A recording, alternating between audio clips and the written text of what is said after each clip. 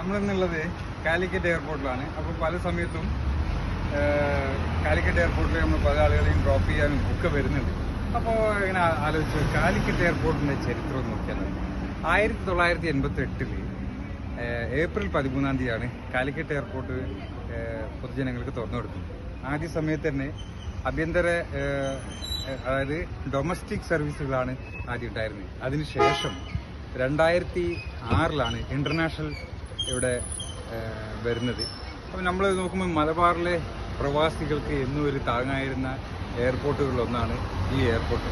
അതുപോലെ തന്നെ കാലിക്കറ്റ് എയർപോർട്ടിൻ്റെ ഒരു പ്രത്യേകത പറഞ്ഞു കഴിഞ്ഞാൽ ഇവിടെ ഇന്ത്യയിൽ തന്നെയുള്ള ടേബിൾ ടോപ്പ് ആയിട്ടുള്ള എയർപോർട്ടുകളാണ്. അപ്പം ഈ ടേബിൾ ടോപ്പ് എയർപോർട്ടുകൾക്ക് ഒരു പ്രത്യേകത ഉണ്ട്, അപകട സാധ്യത കൂടുതലാണ്.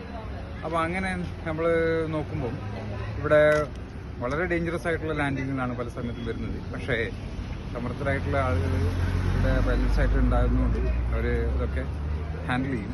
അതുപോലെ തന്നെ ഈ ഒരു കാര്യത്തിൽ വരുമ്പോൾ നമ്മൾക്ക് ഏറെ ദുഃഖകരമായിട്ടുള്ള കാര്യങ്ങളുണ്ട്.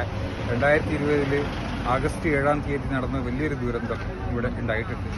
അപ്പം അങ്ങനെ ആ ഒരു കാര്യങ്ങൾ കൂടി പറഞ്ഞു വെച്ചുകൊണ്ട് കാലിക്കറ്റ് എയർപോർട്ടിൽ നിന്ന് സൈൻ ഓഫ് ചെയ്യും. ബൈ.